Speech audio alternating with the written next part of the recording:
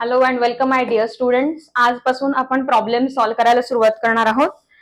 Page number 79, problem number 5. अगदी simple example आहे. आधी आपण फक्त इन्कम एक्सपेंडिचर पासून सुरुवात करूयात. याच्या आधीची लेक्चर्स तुम्ही एकदा रिवाइज करा. आपण हे लेक्चर सुरू करायच्या आधी आता आपण फक्त इन्कम एक्सपेंडिचर करायचा प्रॉब्लेम सॉल्व्ह करणार आहोत आणि मग पुढच्या प्रॉब्लेम पासून आपल्याला बॅलन्स शीट इन्कम एक्सपेंडिचर दोन्ही करायचे असे प्रॉब्लेम्स आहेत.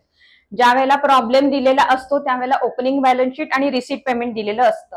जर ओपनिंग बॅलन्स शीट मिसिंग असेल तर काय असतं ते प्रत्येक प्रॉब्लेमच्या वेळेला मी सांगेन. प्रॉब्लेम वाचते. Problem number 5. From the following receipt and payment account and adjustments given below, you are required to prepare income expenditure account for the year ending on 31st March 2020 of Venna Cultural Association, Satara. Receipt and payment account for the year ended on 31st March 2020. याचा अर्थ आपलं financial year काय आहे? 1920.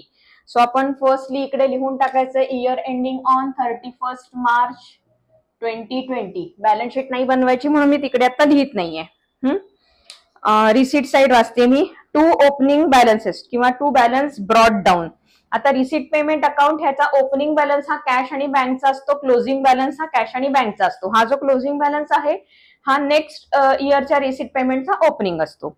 So cash in hand 10,000, cash at bank 19,200. जसं आपण final अकाउंटच्या वेळेला trial balance मध्ये लिहून ठेवत होतो की ह्याचं पोस्टिंग कुठे होणार आहे, तसं तुम्हाला याचं पोस्टिंग कुठे करायचं ते तिथे लिहून ठेवायचंय. ओपनिंग बॅलन्सेसचं पोस्टिंग कुठेही करायचं नसतं. नेक्स्ट पॉइंट पासून बघूयात. सबस्क्रिप्शन्स 2018, 19, 1920, 2021. आपलं इयर आहे 1920 जे मधलं आहे. 18-19 प्रिव्हियस इयर आहे. 2021 नेक्स्ट इयर आहे. पण आपण करताना काय करतो? 1,23,000 आपण इथे टोटल अमाऊंट इनर कॉलम मध्ये घेणार आहोत. सो सबस्क्रिप्शन्सच्या पुढे तुम्ही इन्कम एक्सपेंडिचर क्रेडिट ICR असं लिहायचं असतं. डोनेशन्स जनरल डोनेशन्स ही नेहमी इन्कम एक्सपेंडिचरच्या इन्कम साइडला जातात. जर स्पेसिफिक डोनेशन्स असतील तर आपण ती लायबिलिटीला घेतो. सो इथे डोनेशन्स जनरल असल्यामुळे इन्कम एक्सपेंडिचरच्या क्रेडिटला जाणार आहेत. Entrance fees income expenditure credit. Interest on fixed deposit interest आहे आपल्याला मिळालेला, सो इन्कम आहे, income expenditure credit. Picnic expenses income expenditure credit. Payment side rent हा जो आहे 18-19, 19-20 2 वर्षांसाठीचा दिलेला आहे. 18-19 प्रिव्हियस इयर आहे, करंट इयर 19-20 आहे. सो आपण टोटल अमाऊंट 55,000 एक्सपेंडिचरला घेणार आहोत आणि मग 18-19 आणि 19-20 ची ऍडजस्टमेंट नंतर करायचे. सो टोटल 55,000 ला तुम्ही इन्कम एक्सपेंडिचर डेबिट लिहिणार आहात. फिक्स डिपॉझिट हा आपला ऍसेट आहे. सो त्या ऍसेट साइडलाच ते घ्यायला पाहिजे. तुम्ही प्रत्येक गोष्ट रिसीट पेमेंट मध्ये आलेली इन्कम एक्सपेंडिचरला जाते असं नाहीये. Every payment is not an expenditure and every receipt is not an income. So हे जे पेमेंट केलेलं आहे हे फिक्स डिपॉझिट आहे, आपली ऍसेट आहे. सो ते ऍसेट साइडला जाणार आहे. पुढे ए लिहून ठेवा. सन्ड्री एक्सपेन्सेस एक्सपेंडिचर आहे, income expenditure debit. Insurance expenditure income एक्सपेंडिचरच्या डेबिटला. Printing stationery, picnic expenses, salaries, travelling expenses, advertisement सोडून ट्रॅव्हलिंग एक्सपेन्सेस पर्यंत सगळं इन्कम एक्सपेंडिचरच्या डेबिटला जाणार आहे. ऍडव्हर्टाइजमेंट 18-19 ची जी ऍडव्हर्टाइजमेंट आहे 7,000 प्रिव्हियस इयरची ऍडव्हर्टाइजमेंट आत्ता पे केलेली आहे. याचा अर्थ ओपनिंग बॅलन्स शीटला हे आउटस्टँडिंग होतं म्हणून आपण ते आत्ता पे केलेले. सो ते ऍसेट हे लायबिलिटीला जाणार आहे. आउटस्टँडिंग लायबिलिटी दिसत होती मागच्या वर्षीची, ती आता पे केलेली आहे आउटस्टँडिंग एक्सपेंडिचर. सो आता तुम्ही त्याचं काही करणार नाही कारण बॅलन्स शीट तुम्हाला दिलेली नाहीये. सो तिथे फक्त L असं लिहून ठेवा, लायबिलिटी आहे. आणि cash in hand, cash at bank, closing balances जे आहे त्याच्या पुढे A लिहायचं आहे. आता मी काही काही टिप्स सांगणार आहे तुम्हाला, ते तिथे लिहून ठेवा तुम्ही मार्जिन मध्ये. लगेच या प्रॉब्लेमच्या मार्जिन मध्ये तुम्ही काय लिहून ठेवणार आहात? Closing balance of receipt payment cash in hand and cash at bank dash करून लिहायचंय ऍसेट साइडला. हे कंपल्सरी घ्यायचं नाही तर तुमची ऍसेट बॅलन्स शीट टॅलीच होणार नाही. ओपनिंग बॅलन्सेस घ्यायचे नाहीत. ओपनिंग बॅलन्सेस कुठेच घ्यायचे नाहीयेत. इन केस जेव्हा तुम्हाला प्रॉब्लेम दिलेला असतो त्याच्यात रिसीट पेमेंट आणि ओपनिंग बॅलन्स शीट दिलेली असते, त्यातली जर ओपनिंग बॅलन्स शीट मिसिंग असेल तर तुम्हाला वर्किंग नोटमध्ये एक ओपनिंग बॅलन्स शीट बनवायला लागते. त्या केसमध्ये फक्त तुम्ही ओपनिंग बॅलन्सेसचं पोस्टिंग करणार आहात, कॅश आणि बँक बॅलन्सेसचं. अदरवाईज ओपनिंग बॅलन्सेसचं पोस्टिंग करायचं नसतं. फक्त क्लोजिंग बॅलन्सेसचं पोस्टिंग करायचं, ते सुद्धा ऍसेट साईडला कॅश आणि बँक. कळतंय? सो तिथे ए असं लिहून ठेवायचंय, ऍसेट आहे. ऍडजस्टमेंट वाचते. Outstanding rent for the current year 7,000, रेंटला डॉट करा. 60% of the entrance fees should be capitalised. जेव्हा असं दिलेलं असतं त्यावेळेला एंट्रन्स फीज इन्कमला आपण इनर कॉलम मध्ये लिहिणार आहोत. लेस कॅपिटलाइज्ड असं करायचं आणि कॅपिटल फंड मध्ये ऍड करायचं असतं. सो इथे एंट्रन्स फीजला तुम्ही डॉट करून ठेवणार आहात. Outstanding subscription for the current year 20,000. Subscription आपण इथे इनर कॉलमला लिहिले, त्याच्यात आउटस्टँडिंग ऍड करायचंय. Prepaid insurance 1,000. प्रीपेड म्हणलं की इन्शुरन्स मधनं लेस करायचं, इन्शुरन्सला डॉट करून ठेवा. सो इन्शुरन्स नंतर रेंट, सबस्क्रिप्शन आणि एंट्रन्स फीज या 4 गोष्टी आपल्याला इनर कॉलम लिहायच्या आहेत. सबस्क्रिप्शन तसंही आपण इनर कॉलम मध्ये लिहिणार आहोत. हा प्रॉब्लेम सॉल्व्ह करायला घेऊयात. इन्कम एक्सपेंडिचर फक्त बनवायचं आहे, पण ऍट द सेम टाइम मी तुम्हाला बॅलन्स शीट मध्ये कसं पोस्टिंग होईल ते पण दाखवणार आहे. बॅलन्स शीटच्या इतर फिगर्स नसल्यामुळे बॅलन्स शीट मॅच नाही होणार, पण मी तुम्हाला पोस्टिंग दाखवणार आहे. ठीक आहे? सो आपण हा प्रॉब्लेम सॉल्व्ह करायला घेऊयात. पोस्टिंग करायला घेऊयात. चला. सो आपण रिसीट साईड पासून सुरुवात करणार आहोत. ओपनिंग बॅलन्सेसचं पोस्टिंग करायचं नसतं. सबस्क्रिप्शन्स टोटल 1,23,000 जी अमाऊंट आहे ती आपण इनर कॉलम मध्ये लिहिणार आहोत. By subscription account 1,23,000 inner column मध्ये लिहिणार आहोत. आता ह्यातले ते 2018-19 म्हणजे प्रिव्हियस इयरचे जे आहेत, जे 15,000 या वर्षी रिसीव्ह झालेले आहेत ते ओपनिंग बॅलन्स शीटला आउटस्टँडिंग सबस्क्रिप्शन म्हणून असणार आहेत. सो ओपनिंग बॅलन्स शीट कशी असेल? आउटस्टँडिंग सबस्क्रिप्शन्स, इनर कॉलम मध्ये काहीतरी अमाऊंट असेल, ती काय आहे ते आपल्याला माहिती नाहीये, कदाचित त्याच्यापेक्षा जास्त अमाऊंट पण असेल. सो आपण 2018-19 जे 1,23,000 मध्ये रिसीव्ह झालेले आहेत ते इथून लेस करणार आहोत. For financial year 18-19 less 15,000. So आपण इथनं फायनान्शियल इयर 18-19 चे 15,000 लेस केलेले आहेत. हे आपले आउटस्टँडिंग कुठले होते? लास्ट इयरचे. आता लास्ट इयरचे आउटस्टँडिंग किती आहेत माहित नसताना आपण त्याच्यातनं 15,000 फक्त लेस करणार आहोत. Received in financial year 19-20. 18-19 चे आउटस्टँडिंग 18-19 असं ओपनिंग बॅलन्स शीटला असणार आहे. त्यात आपण रिसिव्ड इन फायनान्शियल इयर 19-20 लेस 15,000 केले. मी वर डॅश का केली आहे?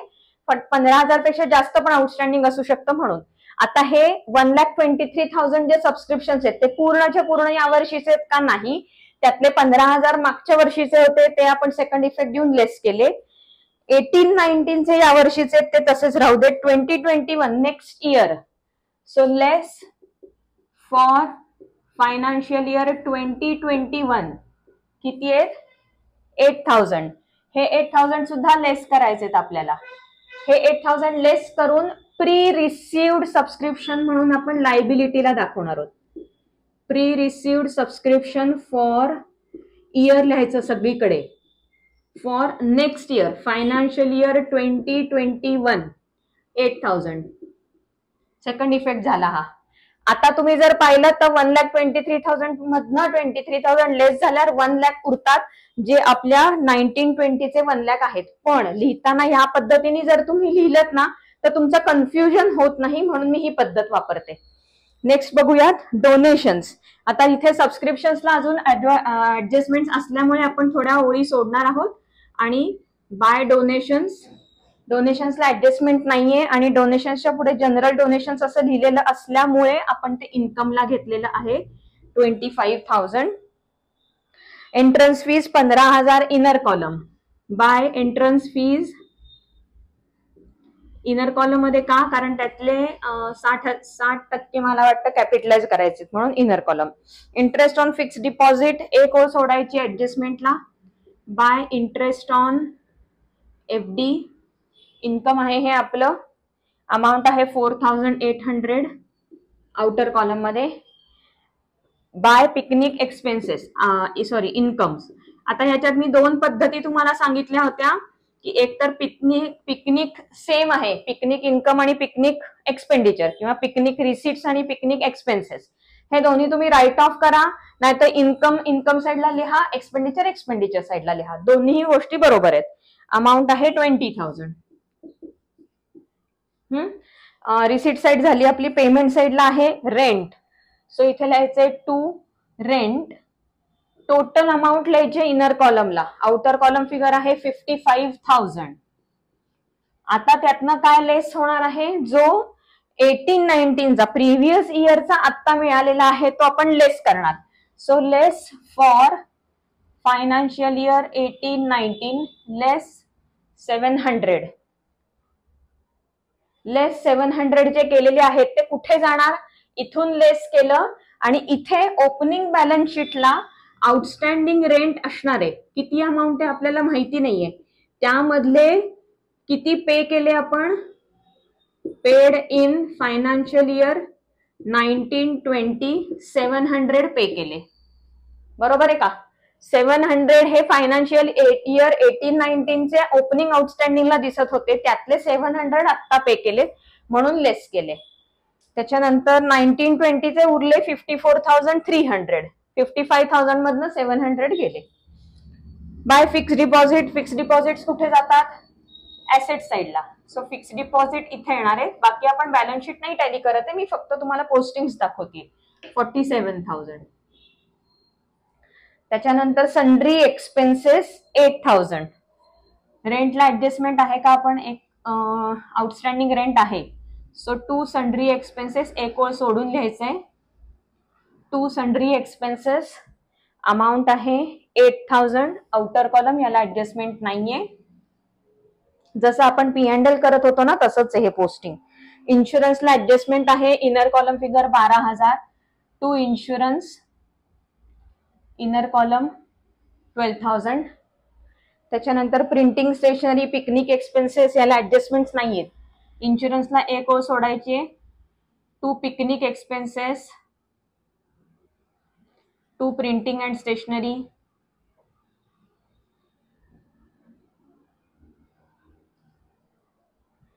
पिकनिक एक्सपेन्सेस आहेत 18,000. Printing stationery 6,000.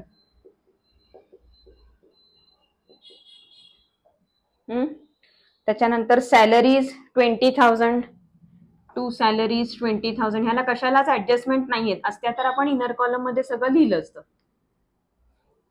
त्याच्यानंतर travelling expenses 13,000. To travelling expenses. हे सगळं P&L सारखंच दिसतंय तुम्हाला. डेबिट एक्सपेन्सेस आणि क्रेडिट इन्कम्स. Travelling expenses 13,000. आता पुढचं ऍडव्हर्टाइजमेंट फॉर 18-19. 18-19 ची ऍडव्हर्टाइजमेंट आत्ता पे केली म्हणजे ओपनिंग बॅलन्स शीटला ती लायबिलिटी दिसत असणार एक्सपेंडिचर पेएबल म्हणून.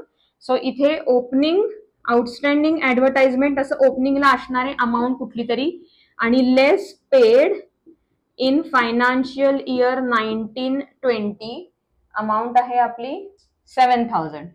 So less 7,000. अमाऊंट आउटस्टँडिंग ओपनिंगची काय माहिती नाहीये. Closing balances cash in hand, cash at bank.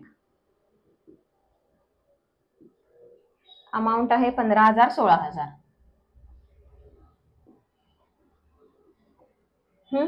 Posting करून झालं. आता आपण ऍडजस्टमेंट करून घेऊयात. Outstanding rent for the current year is 7,000. Outstanding rent. Outstanding म्हणलं की ऍड करतो आपण. Add outstanding. आउटस्टँडिंग ऍड करायचंय. अमाऊंट आहे 7,000. So add 7,000. So outer column मध्ये किती येणार आहे 61,300. बरोबर ना. 61,300. ह्याचा सेकंड इयर इफेक्ट काय जाणार आहे, लेफ्ट इफेक्ट आहे. आउटस्टँडिंग रेंट एक्सपेंडिचर आहे आपला. सो रेंट आउटस्टँडिंग किंवा outstanding rent for financial year 19-20 आपलं आउटर कॉलम फिगर 7,000. आता इथे जर आधीचे हे अमाऊंट माहिती असती ना आपल्याला तर मी त्याच्यातच ती ऍड केली असती, पण आपल्याला माहिती नाहीये त्याच्या मी करंट इयरचं सेपरेट लिहिलेलं आहे. 60% entrance fees should be capitalised. Capitalise करायच्या म्हणजे काय करायचंय, लायबिलिटीला ट्रान्सफर करायचंय. कॅपिटलला म्हणजे बॅलन्स शीटला घ्यायचंय. कॅपिटलाइज करायचंय म्हणजे लेस करायचंय. किती? 60% कॅपिटलाइज्ड लेस 60% कॅपिटलाइज्ड. 60% म्हणजे 9,000 झालं. अमाऊंट लेस करायची आहे. आउटर कॉलम फिगर आली 6,000. कॅपिटलाइज करायचं म्हणजे लायबिलिटीची सुरुवात जी कॅपिटल फंड मध्ये होते त्याला ऍड करायचं. Add entrance fees capitalised. कळलं काय केलं आपण? जेव्हा आपण इथं लेस करतो तेव्हा अपोजिट साइडला ऍड करतो. तर इथं सेपरेट नाही लिहायचं entrance fees capitalised. Capital fund आहे आपल्याकडे त्याच्यातच ऍड करायचं. कधी सेपरेट लिहायचं? जर स्पेसिफिक फंड असेल, प्राइज फंड किंवा डोनेशन फॉर ब्लड कॅम्प असं काही असेल, स्पेसिफिकली दिलेलं असेल तरच वेगळं लिहायचं. Otherwise entrance fees capitalised capital फंडला ऍड करायच्या. सो इथे ऍड 9,000. इफेक्ट कळलाय नक्की? नेक्स्ट बघूयात. Outstanding subscription for the year 20,000. So subscription outstanding 20,000. Outer column मध्ये किती येणार आहे? 1 लाख आलं होतं मगाशी आपलं. 1,20,000 आउटर कॉलम. सबस्क्रिप्शन हे आपलं इन्कम आहे. Income receivable. इथे अमाऊंट आपल्याला माहिती नाहीये, नाहीतर मी इथे लिहिलं असतं. सो इथे outstanding subscription for financial year 19-20 amount आहे 20,000. इन्कम आहे ना, रिसिवेबल इन्कम म्हणून ऍसेटला आलं. Prepaid insurance 1,000. प्रीपेड शब्दाला लेस करा. Less prepaid 1,000. So outer column मध्ये 11,000 आलं. Prepaid insurance less from expenditure opposite side add म्हणजे ऍसेटला येणार आहे. प्रीपेड इन्शुरन्स अमाऊंट आहे 1,000. झालं. पोस्टिंग सगळी करून झाली. आपल्याला फक्त इन्कम एक्सपेंडिचर बनवायला सांगितलं होतं म्हणून आता आपण फक्त इन्कम एक्सपेंडिचर बॅलन्स करून त्याचा सरप्लस आहे का डेफिसिट आहे ते कॅल्क्युलेट करायचे. सरप्लस म्हणजे काय? इन्कम साइड हेवियर आहे, एक्सपेंडिचर साइडला डिफरन्स लिहायचा आहे, त्यावेळेला आपण त्याला सरप्लस म्हणणार. जर एक्सपेंडिचर साइड हेवी असेल तर आपल्याला इन्कम साइडला म्हणजे क्रेडिट साइडला डिफरन्स लिहायचा आहे, त्यावेळेला आपण त्याचा डेफिसिट असं म्हणून लिहून काढणार आहोत. हेच P&L मध्ये आपण नेट प्रॉफिट नेट लॉस लिहित होतो, बरोबर. सेम टाईपचं आहे. सरप्लस असेल तर to surplus carried forwarded to capital fund, by deficit carried forwarded to capital fund. Balancing figure आपली आली 38,500. स्टार मार्क करायचा आहे, त्याला लिहायचंय to surplus carried to capital fund. आता हा कॅपिटल फंडला ऍड करायचा आहे कारण तो सरप्लस आहे. जसं नेट प्रॉफिट आपण ऍड करतो ना तसं. Plus surplus for the year for financial year 19-20 38,500. So बाहेर आपली टोटल येणार. कॅपिटल फंड माहिती नाहीये म्हणून डॅश केलेलं आहे मी, टोटल घेत नाहीये. कळलंय का? आपण इन्कम एक्सपेंडिचर अकाउंट फक्त बनवायला सांगितलेलं होतं म्हणून हे बनवलेलं आहे. नेक्स्ट आपण 7वा प्रॉब्लेम घेणार आहोत. 6वा तुम्ही होमवर्कला करा. 7वा प्रॉब्लेम जो वाचणार आहे मी त्या 7व्या प्रॉब्लेम मध्ये इन्कम एक्सपेंडिचर आणि बॅलन्स शीट दोन्ही करायला सांगितलेले. सवयीने तुम्हाला सबस्क्रिप्शनचे ऍडजस्टमेंट, एंट्रन्स फीज कधी कॅपिटलाइज करायचे, डोनेशन कुठे घ्यायची, हे आपोआप सवयीने तुम्हाला येणार आहे. 7वा प्रॉब्लेम करायला घेऊयात आपण. Problem number 7, page number 82. From the following receipt and payment account and additional information, prepare income expenditure account for the year ending on 31st March 19 and balance sheet as on that date. Me already problem number 7 आणि year लिहून ठेवलेलं आहे, तुम्ही पण ते लिहून ठेवा. आता मागे पण मी तुम्हाला सांगितलं होतं की नाही आपल्या फायनल अकाउंट ठेवायला की हे असं आखून ठेवायचं. आता लेफ्ट साइडच्या पेजवरती तुमचं इन्कम एक्सपेंडिचर अकाउंट असतं आणि राईट साइडच्या पेजवरती बॅलन्स शीट असते. तुम्ही जर पाहिलं तर 3/4 पेज मी आखलेलं आहे. तेवढंच लागतं तुम्हाला, त्याच्यापेक्षा जास्त लागत नाही. उरलेली जी जागा आहे ही ऍडजस्टमेंट किंवा वर्किंग नोट्स साठी आपल्याला ठेवायची आहे. सो ही जागा मोकळी सोडा. इन्कम एक्सपेंडिचर आणि बॅलन्स शीट दोन्हीही आपल्याला 3/4 पेज, पाऊण पेज लागणार आहे. अशी पुढची पेजेस आखून ठेवा कारण वर्किंग नोट इथे बरोबर मावतात. Receipt payment account for the year ending on 31st March 19. To balance brought down 3,000. हा ओपनिंग बॅलन्स शीटचा आहे. सबस्क्रिप्शन्स, इन्कम, डोनेशन्सच्या ब्रॅकेटमध्ये रेव्हेन्यू लिहिलेलं आहे. मार्जिन मध्ये, या प्रॉब्लेमच्या मार्जिन मध्ये लिहून ठेवायचं revenue or general is equal to income and expenditure account. म्हणजे काय, जेव्हा रेव्हेन्यू हा शब्द असतो किंवा जनरल हा शब्द वापरलेला असतो त्यावेळेला आपल्याला ते इन्कम एक्सपेंडिचर अकाउंटला घ्यायचं असतं. ठीक आहे, हे मार्जिन मध्ये लिहून ठेवा. एंट्रन्स फीज, इंटरेस्ट सगळं इन्कमला जाणार आहे. Salaries, printing stationery, commission, rent, electric charges सगळं एक्सपेंडिचरला जाणार आहे. Income and expenditure debit side. Furniture, furniture मात्र ऍसेटला जाईल. क्लोजिंग बॅलन्स कॅश इन हँडचा कुठे जाणार आहे, ऍसेटला. सो तिथेही लिहून ठेवायचे furniture asset, closing balance asset. Additional information, outstanding rent was 200, रेंटला डॉट करा, इनर कॉलम फिगर असेल. Subscription includes 1000 as subscription received in advance for the next year and subscription outstanding for current year was 500. Current इयरचे outstanding आहेत आणि next इयरचे received in advance आहेत. ठीक आहे, सो दोन ऍडजस्टमेंट्स आहेत. सबस्क्रिप्शनला पण डॉट करा. डेप्रिशिएट फर्निचर बाय 8%, फर्निचरला डॉट करा. इथे फर्निचरची डेट दिलेली आहे का, ओपनिंग बॅलन्स शीटला फर्निचर नव्हतं फॉर शुअर. आता ड्युरिंग द इयर आपण रिसिट पेमेंट मध्ये दाखवलं, याचा अर्थ ड्युरिंग द इयर कधीतरी ते परचेस केले. त्याची जर डेट दिली असती, फर्निचरच्या ब्रॅकेटमध्ये डेट दिली असती, तर त्याला आपण इम्प्लाइड ऍडजस्टमेंट्स किंवा हिडन ऍडजस्टमेंट्स म्हणतो. तेव्हा आपण त्या डेट पासून पुढचं 31 मार्च पर्यंतचं डेप्रिसिएशन कॅल्क्युलेट केलं असतं. पण इथे डेट दिली नाहीये, सो फुल इयरचं पर ॲनम कॅल्क्युलेशन करायचंय. फर्निचरला डॉट करा. 50% entrance fees should be capitalise, एंट्रन्स फीजला डॉट करा.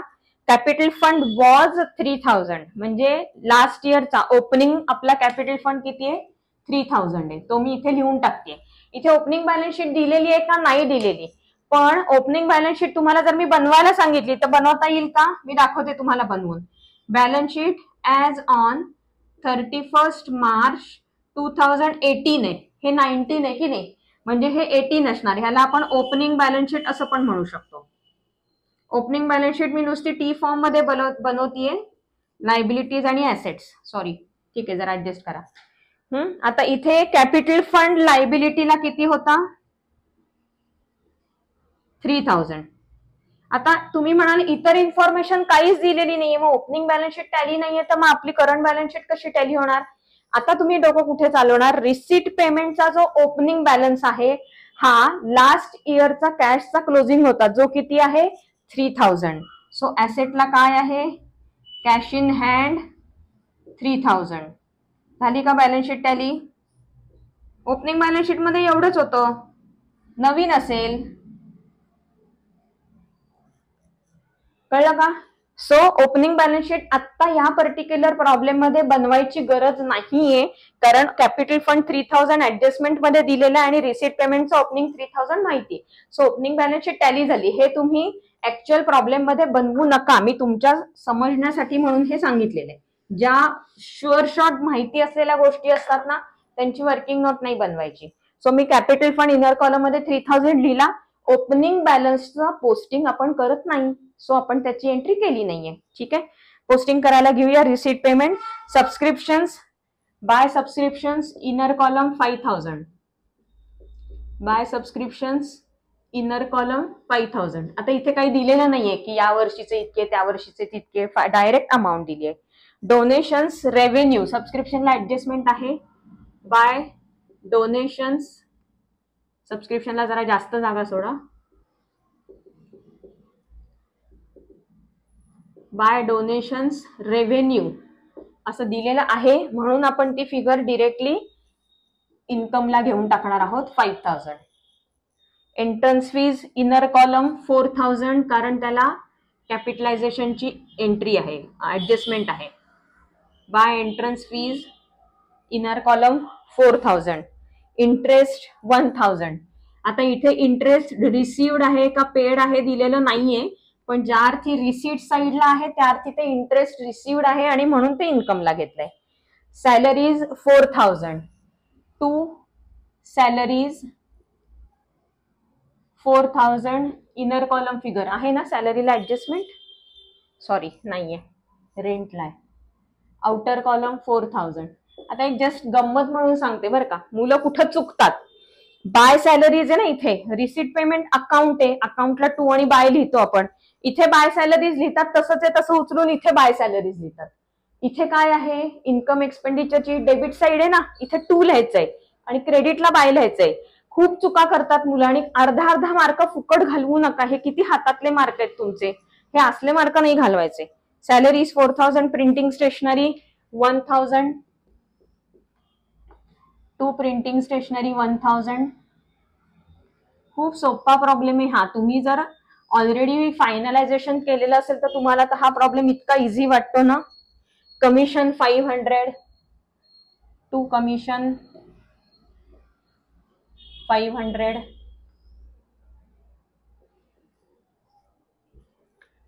Rent 2000, to rent, inner column figure 2000. Electricity charges 1500, एक ओळ 16. Electric charges 1500. फर्निचर ऍसेटची सुरुवात आपण फिक्स्ड ऍसेट्स पासून करतो. So furniture 8000. इथं 2 आणि बाय लिहायचं नाहीये, बॅलन्स शीट येते. आणि क्लोजिंग बॅलन्स आपला कॅश इन हँडचा 1000. सो कॅश इन हँड 1000 झालं. पोस्टिंग करून झालंय. ऍडजस्टमेंट लगेच करून टाकूयात. Outstanding rent was 200. आउटस्टँडिंग म्हणलं की ऍड करायचंय. Add outstanding 200, outer column 2200. Outstanding rent हा आपला एक्सपेंडिचर आउटस्टँडिंग असेल तर लायबिलिटीला लिहितात. Left effect. आउटस्टँडिंग रेंट काय सांगितले पुढे लिहायला, for financial year 18-19 200. Subscription includes 1000 as subscription received in advance. Received in advance म्हणजे pre received. So less, pre received शब्द आला की लेस करायचे. Pre received for financial year next year 19-20. Next इयरचे आत्ता मिळालेत 1000. लेस 1000. इकडे लेस करायचे आणि अपोजिट साइड कुठली आहे ही, याची राईट साइड, इकडची लेफ्ट साइड. प्री रिसिव्ड, तसंही प्री रिसिव्ड इन्कम कुठं जातं, लायबिलिटीला जातं. सो प्री रिसिव्ड सबस्क्रिप्शन्स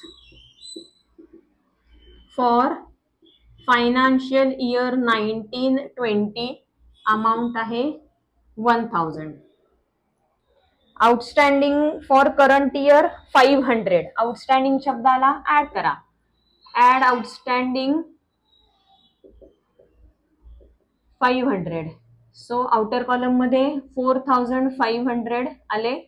आता याचा सेकंड इफेक्ट, आउटस्टँडिंग इन्कम आहे, ऍसेटला जाणार. आउटस्टँडिंग सबस्क्रिप्शन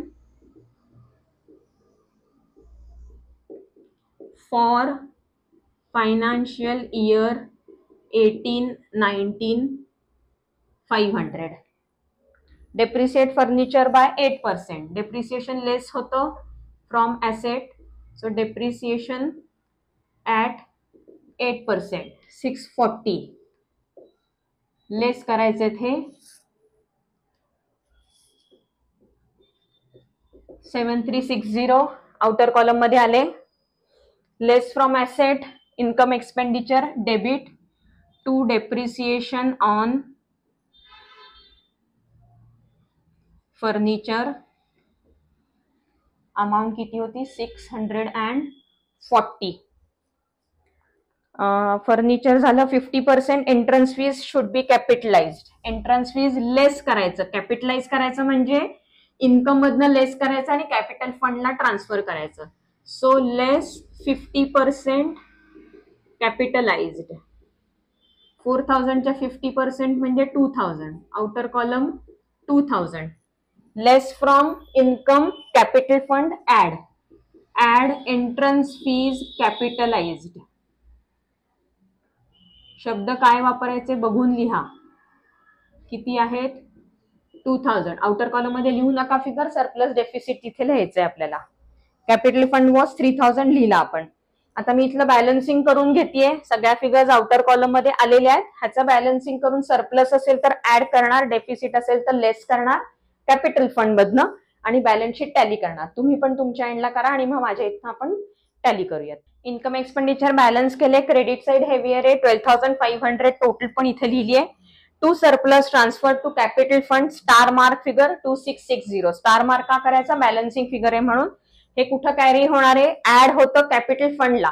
ऍड का होतं, लेफ्ट इफेक्ट आहे हा, सरप्लस ऍड म्हणजे नेट प्रॉफिट जसं जातं तसं. सो सरप्लस ऍड केलं इथे, सरप्लस फॉर करंट इयर किंवा फॉर फायनान्शियल इयर 18-19 असं लिहा. ते ऍड केल्यानंतर आउटर कॉलम फिगर आली 7660, टोटल 8860 ला टॅली झाली आहे. ठीक आहे, तुमचा होमवर्क दिला आता मी प्रॉब्लेम नंबर 6 तो करायचा आहे आणि नेक्स्ट प्रॉब्लेम आपण नेक्स्ट लेक्चर बघू तोपर्यंत